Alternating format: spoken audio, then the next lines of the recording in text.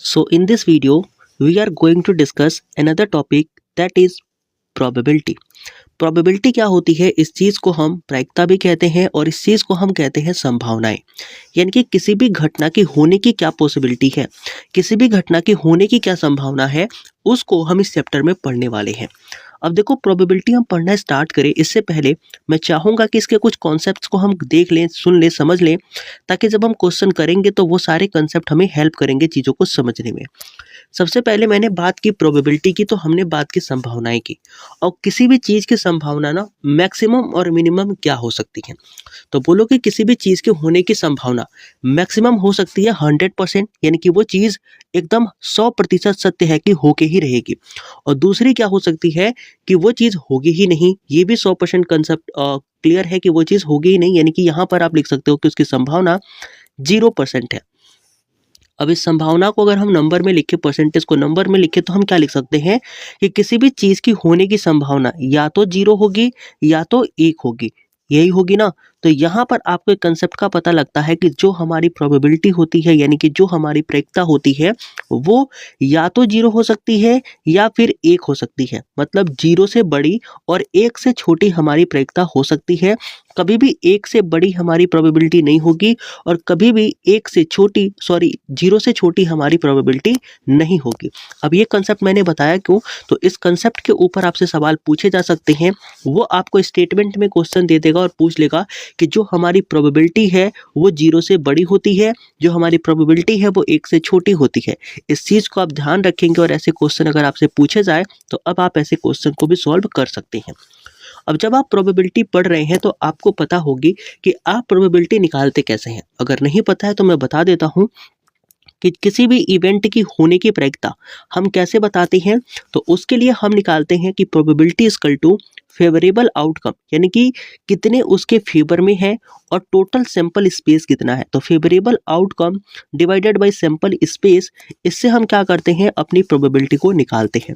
अब यहाँ पर दो टर्म मैंने लिखा है, एक लिखा है फेवरेबल आउटकम और एक लिखा है सैंपल स्पेस। ये होता क्या है, इस चीज़ को हम समझते हैं। अब देखो, फेवरेबल आउटकम क्या होते हैं इसको हम बाद में जानेंगे, उससे पहले हम जानते हैं सैंपल स्पेस को। सैंपल स्पेस को समझने के लिए सबसे पहले मैं लेता हूँ एक कॉइन का एग्जांपल। एक कॉइन जिसे हम सिक्का भी कहते हैं। अब सिक्के को ना आप क्या मानिएगा, एक ऑब्जेक्ट मानिएगा। एक सिक्का एक हमारा ऑब्जेक्ट है और इसका हमें सैंपल स्पेस देखना है। तो एक सिक्के को अगर हम उछालें, यानी कि एक सिक्के को अगर हम टॉस करें, तो उस पर कितनी कंडीशन बन सकती है? एक कंडीशन आ सकती है जिसे हम हेड कहेंगे और दूसरी कंडीशन आ सकती है जिसे हम टेल कहेंगे। मतलब क्या हुआ कि अगर एक सिक्के को उछाला जाता है तो वहां पर कितने कंडीशन होने की संभावना है? तो 2 कंडीशन होने की संभावना है। एक तो हेड हो सकता है, दूसरा टेल हो सकता है। तो किसी भी ऑब्जेक्ट की जितने भी फेसेस होते हैं, मतलब जितने भी संभावनाएं बन सकती हैं किसी भी ऑब्जेक्ट की, उसी को हम कहते हैं सैंपल स्पेस। तो कॉइन के केस में कितनी संभावनाएं बन रही थी? 2। तो यहाँ पर आपका जो सैंपल स्पेस हो जाएगा वो कितना हो जाएगा? तो वो भी हो जाएगा 2। तो आई होप ये समझ में आ गया होगा। अब देखो, कॉइन की तो बात हमने कर ली। कॉइन के अलावा एक चीज और जानेंगे और उसके माध्यम से हम समझेंगे कि हमारी टोटल सैंपल स्पेस होती क्या है।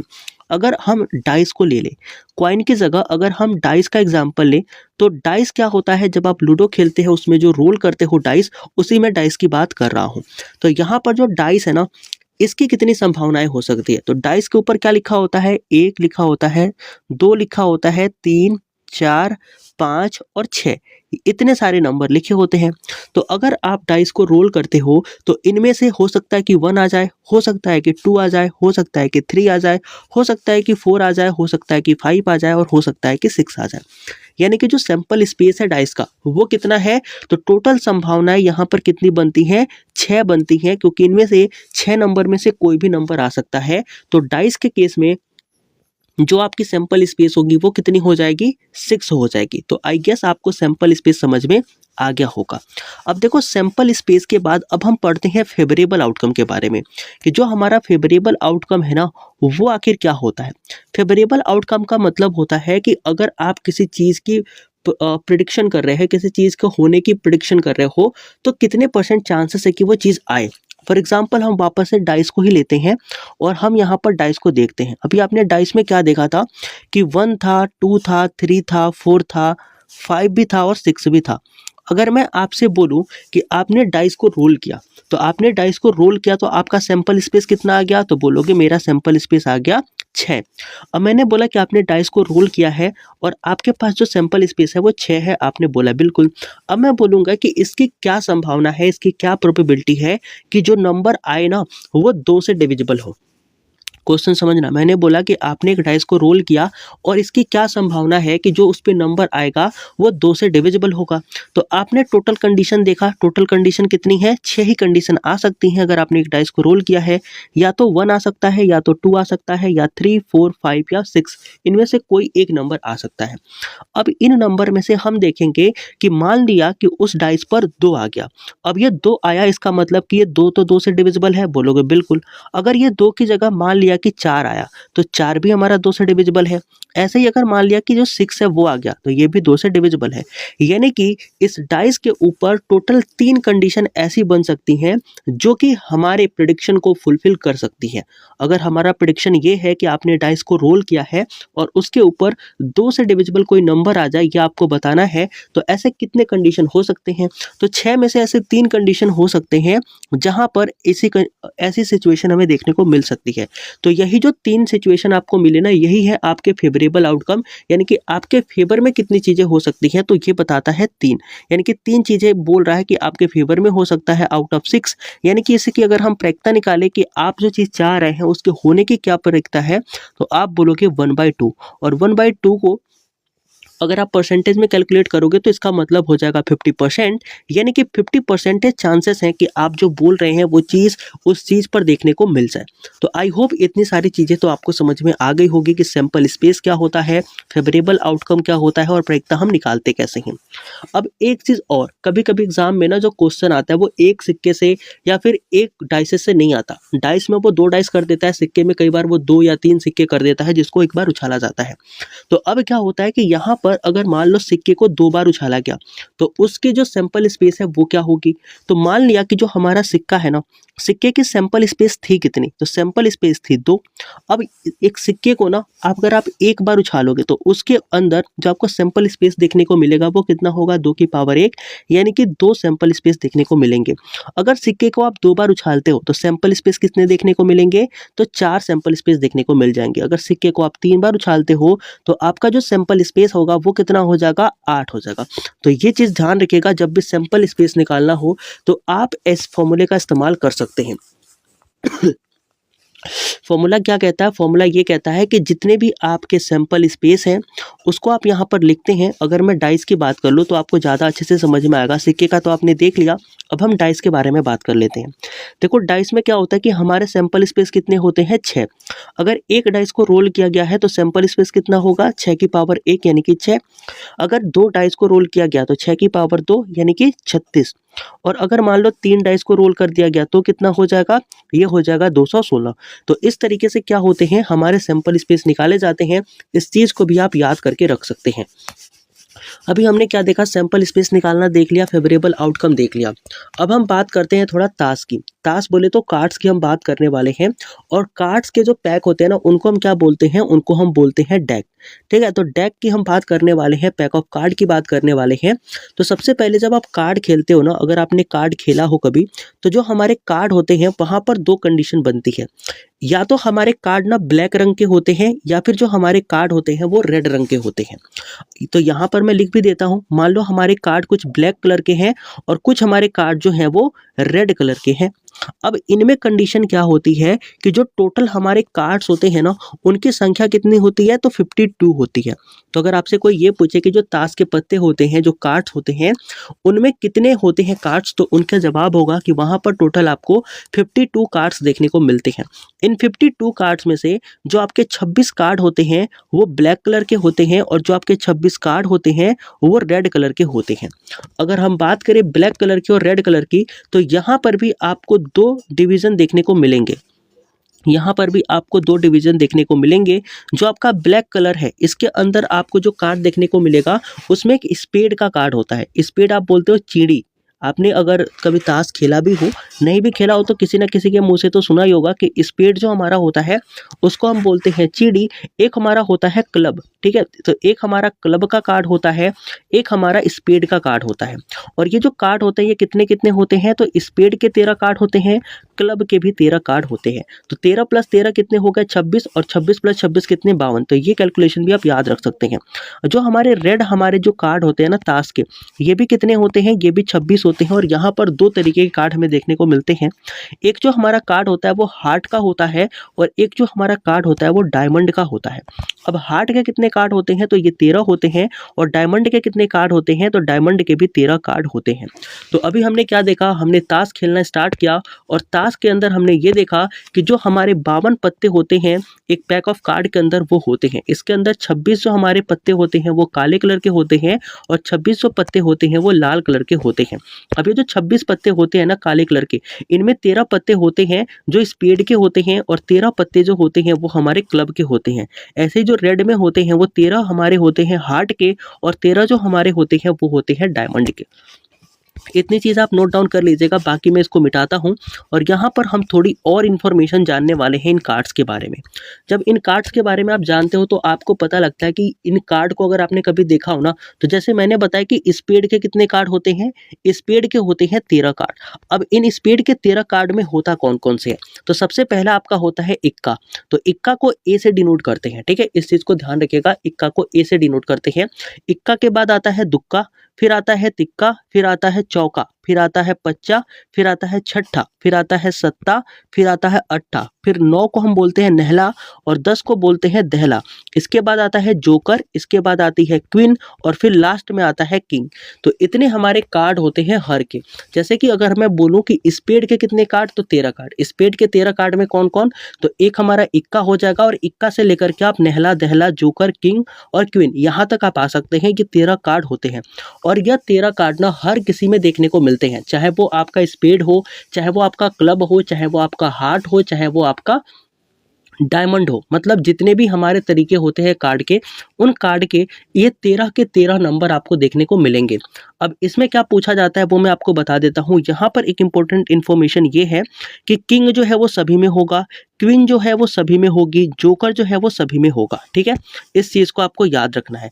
इसके अलावा एक चीज़ आप और ध्यान रखेंगे कि यहाँ पर ये जो जे, क्यू और के है ना, यानी कि जोकर है, क्वीन है और किंग है, इनको हम क्या बोलते हैं, फेस कार्ड बोलते हैं, क्योंकि इनके ऊपर ना चेहरा बनाया गया होता है। अगर आप कार्ड देखेंगे तो आपको पता लगेगा कि इनके ऊपर जो फेस होती है वो डिपिक्टेड होती है, तो इनको हम फेस कार्ड बोलते हैं। इसमें ए को हम फेस कार्ड नहीं बोलते, ए को हम कई बार एस भी बोलते हैं, लेकिन ए को ना हम फेस कार्ड नहीं बोलते। तो फेस कार्ड किसको बोलते हैं, जे, क्यू और के को ही फेस कार्ड बोलते हैं। अब इतनी ही इन्फॉर्मेशन थी। इस इन्फॉर्मेशन के आगे आपसे ना तो कोई क्वेश्चन पूछा जाता है आपके एग्जाम में, और ना ही आपको कुछ पढ़नी है। अब इस इन्फॉर्मेशन को यूज़ करके हम बाकी के सारे क्वेश्चन जो हैं वो सॉल्व करेंगे, और उनको सॉल्व करने की कोशिश भी करेंगे। तो सबसे पहले आते हैं हम अपने क्वेश्चन नंबर 1 पे। देखो जो हमारा क्वेश्चन नंबर 1 है वो हमसे क्या कहता है, इस चीज़ के बारे में हम पढ़ते हैं, जानते हैं और समझते हैं। क्वेश्चन नंबर 1 हमसे कह रहा है कि find the chances of throwing at least 1 ace in a simple thrown which 2 dice. अब कहने का मतलब ये है कि आपके ना 2 पासे फेंके गए हैं, 2 डाइसेस फेंकी गई हैं। अब देखो 2 डाइस फेंकी गई हैं, इसका मतलब क्या हुआ कि आपको ना प्रोबेबिलिटी बतानी है, क्योंकि चैप्टर ही उसी का है। तो आपको क्या करना है कि सबसे पहले जानना है कि इसका सैंपल स्पेस कितना होगा। तो अभी आपको मैंने बताया था कि अगर 1 डाइस फेंका गया है तो उसकी कितनी होगी सैंपल स्पेस, तो वो हो जाएगी 6 की पावर 1 यानी कि 6। बट अगर 2 डाइस फेंकी गई है तो उसका सैंपल स्पेस कितना होगा, 6 की पावर 2 यानी कि 36। यानी कि जो आपका यहाँ पर सैंपल स्पेस आएगा वो कितना आ जाएगा, वो आ जाएगा 36। बोलोगे बिल्कुल सर इसका सैंपल स्पेस आ गया 36, वो हमने लिख लिया। अब बोला गया है कि आपने क्या किया है, आपने 2 डाइसेस फेंके हैं और आपको बताना है कि उस पर इतनी मतलब ऐसे कितने चांसेस बन सकते हैं जिनके ऊपर एक आए। मतलब उन दोनों में से जो आप डाइस फेंक रहे हो उन दोनों डाइस पे से कम किसी एक डाइस में एक आए, ऐसे कितने चांसेस हो सकते हैं। तो सबसे पहले ना ये कंडीशन को हम ड्रॉ करते हैं। तो मान लिया सबसे पहले मैंने डाइस को फेंका और वहां पर 1 आ गया और दूसरे पर भी 1 आ गया। अब क्या हुआ कि पहले वाले डाइस पे 1 आ गया, दूसरे पे 2 आ गया, पहले वाले पे 1 आ गया और दूसरे वाले पे 3 आ गया। ऐसे पहले वाले पे 1 आ गया और फिर उसके बाद वाले पे दूसरे वाले पे 4 आ गया। फिर पहले वाले पे 1 आ गया और उसके बाद वाले पे 5 आ गया एंड फिर पहले वाले पे 1 और दूसरे वाले पे 6 आ गया। ये हमारी पहली कंडीशन बनती है। इसके बाद अब क्या होगा कि मान लिया कि जो मैंने डाइस फेंका था ना, उस डाइस में अब दूसरे वाले पे क्या होगा, पहले वाले पे तो 1 आएगा और दूसरे वाले पे भी 1 आएगा। ऐसी कंडीशन वापस से बन गई। अब क्या होगा कि पहले वाले पे 2 आएगा और दूसरे वाले पे 1 आएगा। फिर पहले वाले पे 3 आएगा, दूसरे वाले पे 1 आएगा।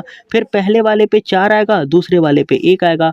फिर पहले वाले पे 5 आएगा, दूसरे वाले पे 1 आएगा। फिर पहले वाले पे 6 आएगा, दूसरे वाले पे 1 आएगा। तो ऐसी कंडीशन अब कितनी बनी है जिनमें कम से कम किसी एक पर ना 1 आया हो। अब देखो यहाँ पर तो 1 और 1 आया है और ये दोनों सेम हो गए, तो इसको हम एक को क्या करेंगे, निगलेक्ट कर देंगे। ठीक है, एक को हमने निगलेक्ट कर दिया क्योंकि दोनों सेम हो जा रहे थे, तो दोनों कंडीशन एक ही को फिलफिल कर रहे थे। अब यहाँ पर ये हो गया 1 2 3 4 5 6 7 8 9 10 और 11। टोटल आपकी कंडीशन कितनी बनी, तो टोटल आपकी कंडीशन बन गई 11। 11 वो कंडीशन है जिसमें कि आपको एक देखने को मिलेगा कम से कम किसी एक डाइस के ऊपर। तो ये 11 कितने में से देखने को मिले हैं, तो 36 में से देखने को मिले हैं। इट्स मीन कि जो आपकी प्रोबेबिलिटी है इस इवेंट की होने की वो कितनी हो जाएगी, 11/36 हो जाएगी। तो आई होप कि ये क्वेश्चन आपको समझ में आया हो, और ऐसे क्वेश्चन अगर आपसे पूछे जाते हैं तो now you are able to find the correct answer of this type of question. यहाँ पर हमने क्या किया वापस से मैं आपको बता देता हूँ। यहाँ पर हमने सिंपल एक ट्रिक की यूज करी है कि सबसे पहले तो हमने सैंपल स्पेस निकाला और देखा कि सैंपल स्पेस कितना है, तो 36 है। इसने पूछा था कि अगर हम डाइस को रोल करें तो ऐसी कितनी कंडीशन बन सकती है डाइस में जिनमें कि दोनों में से किसी एक पर कम से कम 1 हो। तो हमने मान लिया कि पहले पर 1 है, दूसरे पर भी 1 है, फिर पहले पर 1 है, दूसरे पर 2 है, फिर पहले पर 1 है, तीसरे पर 3 है। मतलब ऐसे करके ना आप क्या करोगे, आप कंडीशन ड्रॉ करोगे और आपको मिलेगा कि टोटल ऐसी 11 कंडीशन बनती है जहां पर कि कम से कम किसी एक डाइस पर 1 जो है वो लिखा होता है। तो इसलिए आपका जो करेक्ट जवाब होगा वो 11/36 हो जाएगा, और 11/36 आपको डी ऑप्शन में देखने को मिल जाएगा। अब हम बात करते हैं अपने नेक्स्ट क्वेश्चन की, और हमारा नेक्स्ट क्वेश्चन होता है क्वेश्चन नंबर 2। देखो क्वेश्चन नंबर 2 हमसे क्या कहता है, ये कहता है कि if a card is picked up at a random from a pack of 52 cards, find the probability that is a spade.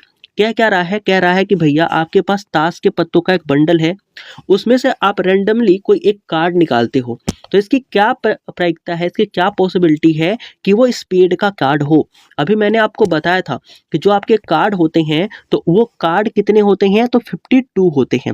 अब ये 52 कार्ड क्या डिनोट कर रहे हैं आपको, ये 52 कार्ड आपको डिनोट कर रहे हैं कि इनका जो सैंपल स्पेस है वो कितना है, 52 है। अब आपको मैंने ये भी बताया था कि जब ये 52 कार्ड्स आप निकालते हो तो इनमें से जो आपका सैंपल स्पेस है वो तो आपका 52 हो गया, लेकिन पूछा है कि उनमें से जो आप कोई भी एक कार्ड निकालो ना, वो कार्ड स्पीड का कार्ड हो। अब मेरे भाई आपको मैंने बताया था कि जो कार्ड हमारे होते हैं उनके 2 पार्ट होते हैं, एक ब्लैक कलर का कार्ड होता है और एक रेड कलर का कार्ड होता है। ब्लैक कलर के अंदर हमारे कितने कार्ड होते हैं, 26 कार्ड होते हैं, और उन 26 कार्ड में हमारे 2 टाइप के कार्ड होते हैं जो कि 13-13 होते हैं। एक हमारा स्पीड का कार्ड होता है और एक हमारा क्लब का कार्ड होता है। अब ये जो हमारा क्लब का कार्ड होता है ना, जो पान के पत्ते के जैसा आकार होता है उसका, तो जो हमारा क्लब का कार्ड होता है वो कितना होता है, 13, और जो हमारे स्पेड के कार्ड होते हैं वो कितने होते हैं, वो भी होते हैं 13। तो अगर आप स्पेड का पत्ता चाह रहे हो कि निकले, तो उन्हीं 52 पत्तों में से 13 पत्ते अगर स्पेड के हैं तो उन्हीं 13 पत्तों में से कोई एक पत्ता निकलेगा ना। इट्स मीन कि जो आपकी पॉसिबिलिटी है वो कितने फुलफिल किया जा सकते हैं, मतलब 13 चांसेस ऐसे बन सकते हैं 52 चांसेस में से, जिनमें से कि आपकी जो कंडीशन है वो फुलफिल हो जाए। तो इस चीज को हमने क्या लिखा, प्रोबेबिलिटी के अंदर कन्वर्ट कर लिया, यानी कि स्पेड के टोटल पत्ते कितने, तो 13 ही हमारे फेवरेबल आउटकम है। टोटल ताश के पत्ते कितने, तो 52। इट्स मीन कि 13/52 हमारी प्रायिकता हो जाएगी। अगर हम इसे कट कर दे तो 1/4 जो होगा वो हमारा करेक्ट जवाब हो जाएगा इस क्वेश्चन का। तो आई होप ये क्वेश्चन भी आपको समझ में आ गया हो कि 1/4 इसका जो होगा वो करेक्ट जवाब हो जाएगा। अब इसने क्या पूछा है, अब इसने आपसे पूछा है कि अ किंग आर क्वीन, मतलब क्वेश्चन वही है, क्वेश्चन है कि पैक ऑफ 52 कार्ड, यानी कि 52 ताश के पत्तों का गड्डी है, उस ताश के गड्डी में से आप क्या कर रहे हो कि आप एक पत्ता निकाल रहे हो और कह रहे हो कि वो पत्ता या तो किंग का हो या तो क्वीन का हो। अब मेरे को बताओ, मैंने आपको बताया था कि हर एक पार्ट के अंदर एक क्वीन होता है और एक किंग होती है। तो अगर एक किंग होता है और एक क्वीन होती है तो टोटल ऐसे कितने किंग और क्वीन हो सकते हैं? तो आप बोलोगे कि स्पेड का एक किंग हो सकता है और स्पेड की एक क्वीन हो सकती है, क्लब का एक किंग हो सकता है और क्लब की एक क्वीन हो सकती है, ऐसे ही हार्ट का एक किंग हो सकता है और हार्ट की एक क्वीन हो सकती है। इसके अलावा डायमंड का एक किंग हो सकता है और डायमंड की एक क्वीन हो सकती है। तो टोटल हमारे किंग कितने हो सकते हैं? तो टोटल हमारे किंग हो सकते हैं 4/52, मतलब 52 पत्तों में से 4 पत्ते ऐसे हो सकते हैं जो कि हमारे किंग के हों। ऐसे ही इसने बोला है और जब भी प्रोबेबिलिटी में आप और दिखे ना, इसका मतलब होता है प्लस, और जब भी आप एंड दिखे तो वहां पर मतलब होता है गुणा का। ये दो मैं टर्म बता रहा हूं जो कि आपको क्वेश्चन में सॉल्व करने में काफी इजी बना देगा और ऐसे क्वेश्चन आप बड़े आसानी से सॉल्व कर लेंगे।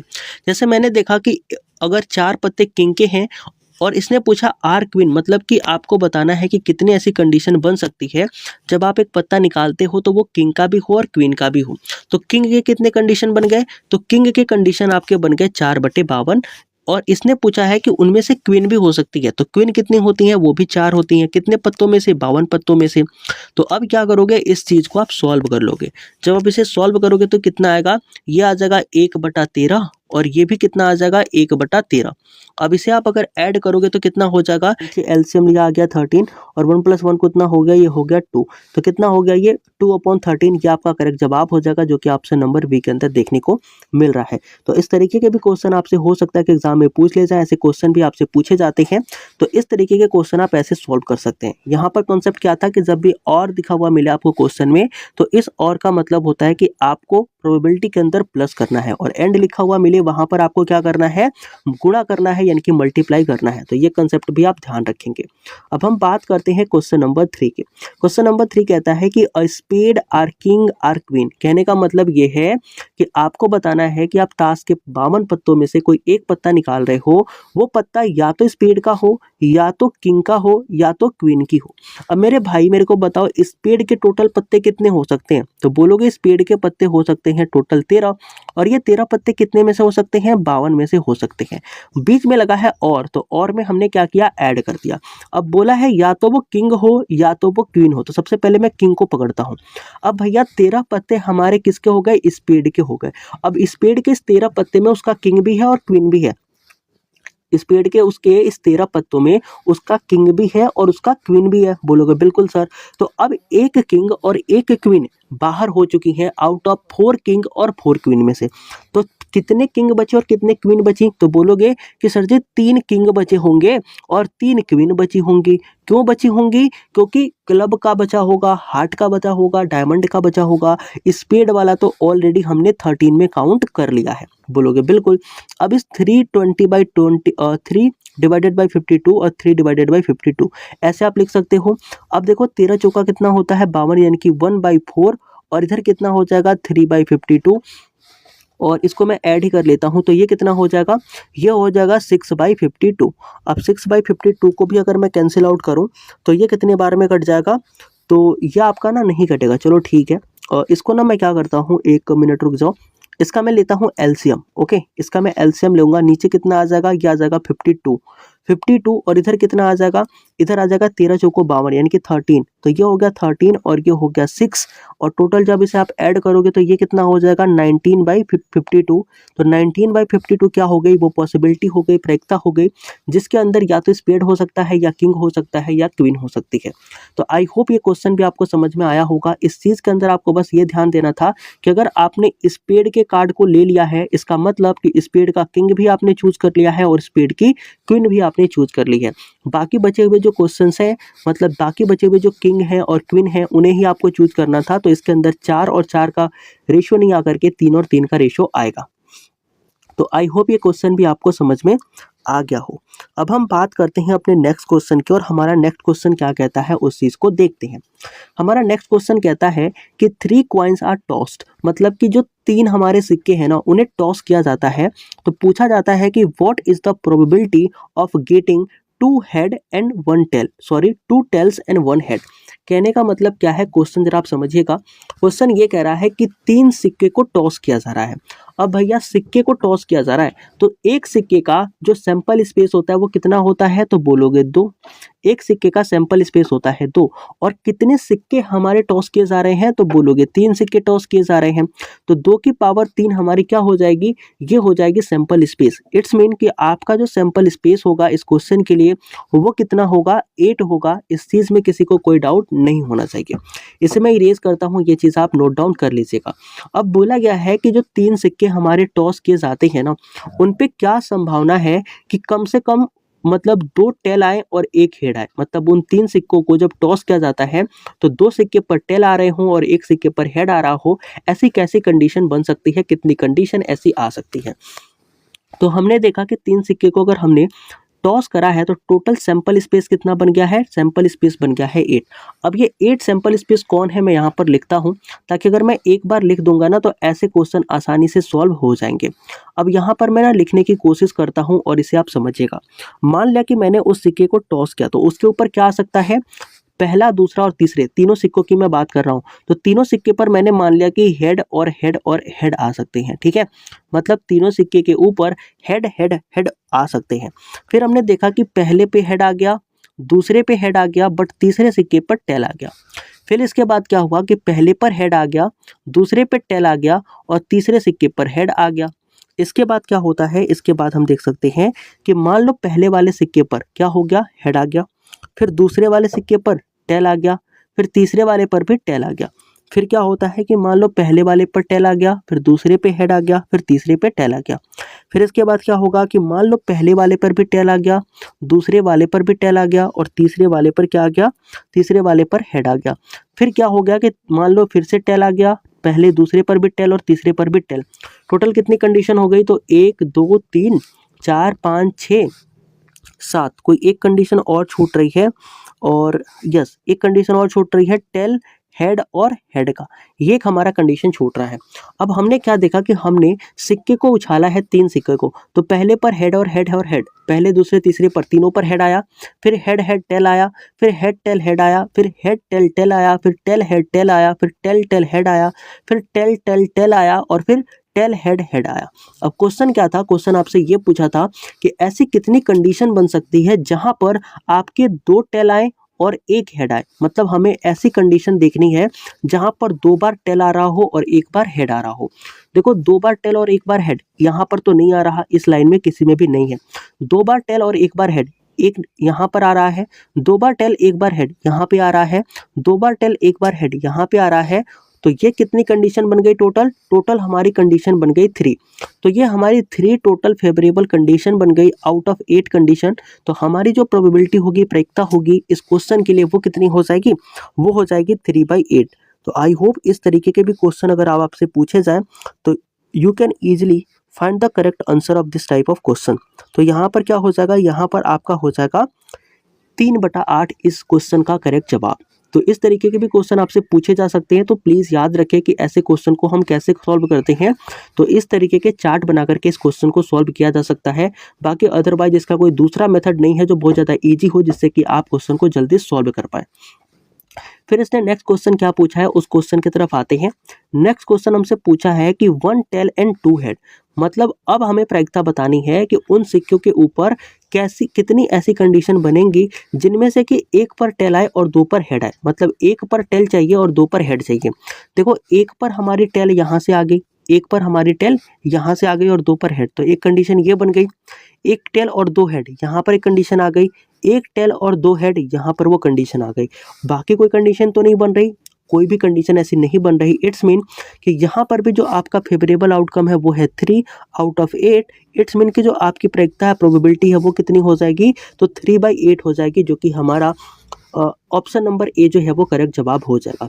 तो आई होप अब इस तरीके के भी क्वेश्चन आपसे पूछे जाएंगे तो you are able to find the correct answer of this type of question.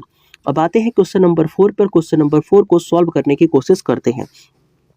तो देखो क्वेश्चन नंबर 4 हमसे क्या कह रहा है, उसको एक बार पढ़ते हैं, फिर इसको हम सॉल्व करने की कोशिश करेंगे। क्वेश्चन नंबर 4 कह रहा है कि 3 कॉइन्स आर टॉस्ड, मतलब कि 3 सिक्के जो है ना वो उछाले जाते हैं। जाहिर सी बात है भैया, अगर 3 सिक्के उछाले जा रहे थे तो जो कंडीशन हमने ऊपर बनाई थी ना अभी ये वाली, ये सेम कंडीशन यहाँ पर भी लागू होगी और 3 सिक्कों के लिए जो हमारा सैंपल स्पेस होगा वो हो जाएगा 8। इतना तो आपको समझ में आ रहा होगा। अगर आपने 3 सिक्के उछाले हैं, 3 सिक्के टॉस करे हैं, तो आपसे क्वेश्चन क्या पूछ रहा है कि what is the probability of getting neither 3 head nor 3 tail. मतलब कि ना तो 3 हेड आए और ना तो 3 टेल आए, इसके कितने सारे कंडीशन हो सकते हैं, इसकी प्रोबेबिलिटी क्या है, प्रायिकता क्या है, ये आपको बतानी है। मेरे भाई अगर आपने 3 सिक्के उछाले हैं और आपने अभी क्या देखा था कि ये वाला जो आपने चार्ट बनाया था ये 3 सिक्कों का ही था, तो यहाँ पर ये यूज में आ जाएगा। ठीक है, तो अभी हमने ये देखा कि हमने 3 सिक्के टॉस करे हैं, 3 सिक्के उछाले हैं। पूछ रहा है ना तो हेड आए ना तो टेल आए, तो भैया हेड यहाँ पे आ रहा है, टेल टेल टेल यहाँ पे आ रहा है, तो इसको हम क्या करेंगे, इसको हम हटा देंगे, क्योंकि उसने बोला है ना कि 3 हेड और 3 टेल नहीं आने चाहिए। तो 8 में से ये 2 कंडीशन ना बाहर हो गई। अब बची कितनी कंडीशन, बची है मात्र 6 कंडीशन। तो अगर 8 में से ये 2 कंडीशन चली गई, बची है सिर्फ 6 कंडीशन, तो 6 हमारे फेवरेबल आउटकम हो गए। टोटल हमारे पास सिंपल स्पेस था 8 का, इसे हम सॉल्व करेंगे तो कितना हो जाएगा 3/4, और 3/4 क्या हो जाएगा इसका, सॉरी अगर मैं इसको 2 से कट करूं तो 2 3 जा 6 और 2 4 जा 8, यानी कि 3/4 क्या हो जाएगा, इसका करेक्ट जवाब हो जाएगा। और 3/4 देखते हैं क्या ऑप्शन में है, बिल्कुल है, हमारा डी ऑप्शन जो है वो 3/4 को ही डिनोट कर रहा है। इट्स मीन किसका जो डी ऑप्शन है वो करेक्ट जवाब हो जाएगा। अब आते हैं इसके दूसरे क्वेश्चन पे। इसका दूसरा क्वेश्चन क्या कह रहा है, ये कह रहा है कि आपको प्रायिकता बतानी है कि आपने 3 सिक्के उछाले हैं और उन तीनों सिक्कों पर हेड आ जाए। अब भैया तीनों सिक्कों पर हेड कितनी बार आ रहा था, वो तो मात्र एक बार आ रहा था ना इन 8 टाइप में से, यानी कि 8 में से सिर्फ एक बार ऐसा हो सकता है कि आपका जो सिक्का है उन तीनों ही सिक्कों पर हेड आए, यानी कि 1/8 क्या हो जाएगा, आपकी प्रोबेबिलिटी हो जाएगी इस क्वेश्चन के लिए। तो 1/8 आप इसका करेक्ट जवाब मार्क कर सकते हैं। तो आई होप अब ऐसे क्वेश्चन जो कि आप देख पा रहे हो बड़े ही इजी तरीके से सॉल्व हो जाते हैं। तो ऐसे क्वेश्चन अब आपसे भी पूछे जाए तो आप भी ऐसे क्वेश्चन को सॉल्व कर लेंगे, कोई दिक्कत परेशानी आपको भी नहीं होगी। फिर आते हैं नेक्स्ट क्वेश्चन पे, जो कि हमारा है क्वेश्चन नंबर 5। क्वेश्चन नंबर 5 क्या कहता है कि 3 कॉइन आर टॉस्ड, मतलब कि जो हमारे 3 सिक्के हैं ना वो टॉस करे जाते हैं। तो वापस से हमने 3 सिक्के टॉस करे हैं, देखो 3 सिक्के टॉस करे हैं, इट्स मीन कि आपका जो सैंपल स्पेस होगा वो कितने हो जाएंगे, 2 की पावर 3, इट्स मीन 8। यानी कि जो ऊपर हमने सिक्के अभी टॉस किए थे ना, जिसमें हेड टेल हेड हेड आया था, वो सारी कंडीशन यहाँ पर भी लागू होगी। अब आपसे पूछ रहा है कि आपको बताना है गेटिंग एटलीस्ट 1 टेल इज, मतलब कि कम से कम एक टेल आए, पूरे कंडीशन में कम से कम एक टेल आए, ऐसी कितनी सारी कंडीशन हो सकती है। भैया टोटल कंडीशन थी कितनी, तो आपने देखा टोटल कंडीशन थी 8। अब हमें ये देखना है कि उनमें से कम एक टेल आने की संभावना कितनी है। तो इसमें कोई टेल नहीं आ रहा ना, तो इस वाले को तो हम हटा देंगे। बाकी इसमें एक टेल आ रहा है, तो 1 2 3 4 5 6 7, यानी कि टोटल 7 ऐसी कंडीशन है जिनमें कम से कम एक टेल तो आएगा ही आएगा। इट्स मीन कि यहाँ पर हमारे 7 ऐसे फेवरेबल आउटकम हो सकते हैं, जो कि इन 8 में से 7 हमें मिल सकते हैं। इट्स मीन कि यहाँ पर आपको 7/8 क्या हो सकती है, पॉसिबिलिटी है इस चीज़ की होने की। तो 7/8 आपको ऑप्शन नंबर बी में नजर आ रहा है, और ऑप्शन नंबर बी इस क्वेश्चन के लिए करेक्ट जवाब हो जाएगा। तो आई होप अब जो हमारे सिक्के से क्वेश्चन पूछे जाते हैं ना, जो कॉइन से क्वेश्चन पूछे जाते हैं, जो कार्ड से क्वेश्चन पूछे जाते हैं, वो आप क्वेश्चन कर लेंगे। क्यों कर लेंगे, क्योंकि कार्ड का कंसेप्ट आपको पता है और कॉइन के कंसेप्ट आपको पता है। अब हम बात करते हैं क्वेश्चन नंबर 6 की। देखो क्वेश्चन नंबर 6 क्या कह रहा है, इसके बारे में जरा पढ़ते हैं। क्वेश्चन नंबर 6 कह रहा है कि 2 फेयर डाइस आर थ्रोन, मतलब कि 2 आपके डाइस जो है ना वो फेंके जाते हैं। तो डाइस वाले क्वेश्चन अब हम प्रैक्टिस करेंगे। तो 2 डाइस जो है आपके फेंके जाते हैं, और आपको बताना है कि find the probability of getting a number divisible by 2 or 4। मतलब कि क्या हो गया, कह रहा है कि भैया आपको प्रोबेबिलिटी बतानी है कि जो उन डाइस पे नंबर आएगा वो नंबर कैसा हो, वो 2 से या फिर 4 से डिविजिबल हो, इसकी क्या संभावना हो सकती है। अब ऐसे क्वेश्चन को करने के लिए हम क्या करते हैं, आइए समझते हैं। सबसे पहले तो आपको देखना होगा कि अगर आपने 2 डाइस फेंके हैं तो आपके सैंपल स्पेस होंगे कितने। तो आपके जो सैंपल स्पेस होते हैं, मैं सबसे नीचे चलता हूँ और इसको लिखता हूँ ताकि ये बहुत बड़ा हो जाएगा सैंपल स्पेस। टोटल हमारे 36 सैंपल स्पेस जो है ना वो यहाँ पर बनने वाले हैं। तो हम बात करते हैं टोटल 36 सैंपल स्पेस की। तो यहाँ पर मान लिया कि जो आपने पहला डाइस फेंका ना, उसके ऊपर क्या आ गया, 1 आ गया, और दूसरे के ऊपर आ गया 2। ऐसे ही मान लिया पहले के ऊपर आ गया 1 और दूसरे के ऊपर आ गया 3। फिर ऐसे ही आपने पहले को फेंका तो 1 और फिर यहाँ पे 4, फिर 1 और यहाँ पे 5, फिर यहाँ पे 1 और यहाँ पे 6, और ऐसे यहाँ पर 1 and 1 आएगा। ठीक है, ऐसे कर करके जब आप जाओगे नीचे, तो नीचे कितना आ जाएगा, 6 and 6 आ जाएगा। ठीक है, मतलब छठवां डाइस का पहला और दूसरा क्या होंगे, 6 और 6 हो जाएंगे। तो इस तरीके से आप क्या कर सकते हो, लिख सकते हो बाकी यहाँ पे बहुत बड़ा हो जाएगा तो मेरे से लिखा नहीं जाएगा। आई होप आप समझे इस चीज़ को। तो इस चीज़ को आप यहाँ पर लिख सकते हो। पूछा ये गया है कि आपको बताना है कि यहाँ पर ऐसी कितनी सारी कंडीशन बनेंगी जिन पर कि जो नंबर है वो डिविजिबल आ जाए किससे, 2 से और 4 से। अब देखो टोटल हमारा सिंपल स्पेस यहाँ पर आएगा कितना, तो 2 डाइस फेंके हैं तो आपने, तो सिंपल स्पेस आएगा 36। अब जो नंबर 2 से और 4 से डिविजिबल होगा ना, वो कितना आएगा, तो जब आप इसे सॉल्व करेंगे तो आपको मिलेगा कि 18 यहाँ पर नंबर आएगा। तो जब इसे आप सॉल्व करोगे तो कितना आ जाएगा, ये आ जाएगा 1/2 और 1/2 इसका क्या हो जाएगा, करेक्ट जवाब हो जाएगा। अब ऐसे ही हम बात करते हैं अपने क्वेश्चन नंबर 2 की। देखो क्वेश्चन नंबर 2 क्या कह रहा है कि अ नंबर डिविजिबल बाय 2 एंड 4, मतलब एक ऐसा नंबर जो कि 2 से भी डिविजिबल हो और 4 से भी डिविजिबल हो। तो यहाँ पर और नहीं है, ध्यान रखिएगा। आर का मतलब है कि अलग अलग, मतलब प्लस करते हैं, लेकिन और का मतलब होता है गुणा करते हैं। इट्स मीन कि 2 और 4 से डिविजिबल नंबर हमें पता करने हैं। मीन कि इस क्वेश्चन का जो करेक्ट जवाब होगा वो 1/4 हो जाएगा। तो ऐसे अब जितने भी क्वेश्चन है ना, आई होप आप कर लेंगे, इसमें ज़्यादा कोई दिक्कत नहीं होगी। चलो इस क्वेश्चन को हम करते हैं क्वेश्चन नंबर 7 को, और देखते हैं क्वेश्चन नंबर 7 हमसे क्या कहता है। क्वेश्चन नंबर 7 हमसे कह रहा है कि find the chances of drawing 2 blue ball in succession, मतलब कि आपको चांस बताना है, मतलब प्रायिकता बतानी है कि 2 गेंदों के बाहर निकालने की सक्सेशन में क्या पॉसिबिलिटी होगी एक बैग से, जिस बैग में 5 रेड और 7 ब्लू बॉल हैं। If the ball are not being replaced, यदि बॉल को रिप्लेस नहीं किया जाता है तो मेरे भाई, अगर बॉल को रिप्लेस नहीं किया जाता, इट्स मीन कि टोटल आपके पास कितने बॉल हैं, तो 12 और 7 और 5 कितना, 12, यानी कि आपके पास 12 बॉल हैं। अब ये 12 आपका क्या है, सैंपल स्पेस है, क्योंकि आप इन्हीं 12 में से किसी एक बॉल को चूज करोगे। तो मान लिया आपने 12 गेंदों में से आपको 2 गेंदें निकालनी है, और वो 2 गेंद किस कलर की होनी चाहिए, ब्लू कलर की। तो ब्लू कलर की कितनी गेंदें हैं, तो 7। तो 7 पहले बॉल जो निकली है जो ब्लू कलर की है, उसके लिए प्रोबेबिलिटी क्या हो सकती है, तो उसके लिए प्रोबेबिलिटी हो सकती है 7/12। ऐसे ही अगर आप देखोगे तो जो दूसरी बॉल निकालनी है, क्योंकि सक्सेशन में निकालनी है और यहाँ पर रखा भी नहीं जा रहा उस बॉल को, तो पहली बॉल आपने निकाली, मान लो कोई बॉल निकल गई थी, तो यहाँ पर अब आपके पास बॉल कितनी बची है, 11, और 11 में से अब आपको ब्लू कलर की बॉल निकालनी है, और एक ब्लू कलर की बॉल निकल चुकी है, तो 7 में से एक ये भी गया, तो कितने बचे, 6। तो टोटल कितना हो जाएगा, ये आ जाएगा 42 डिवाइडेड बाई 12 गुणे 11 कितना हो जाएगा, 12 गुणे 11। आप 1 मिनट यहाँ पे कट कर लो ना, आसानी से हो जाएगा। देखो जब इसे कट करोगे तो ये 3 से और ये 3 से कट जाएगा ना, तो 3 4 जा 3 2 जा, तो 7 दूना 14 और 11 चौको 44, यानी कि 14 डिवाइडेड बाई 44 आपका जो करेक्ट जवाब है वो हो जाएगा। अगर ये नहीं है तो इसको 2 से और भी कट कर सकते हो। जब 2 से कट करोगे तो ये हो जाएगा 7 और ये हो जाएगा 22, यानी कि 7/22 हमारी क्या है, पॉसिबिलिटी है उस चीज़ की होने की जो कि यहाँ पर क्वेश्चन में पूछा गया है। बाकी मैं आपको क्वेश्चन और प्रोवाइड कर दूंगा, आप ट्राई करिएगा उन क्वेश्चंस को करने के लिए।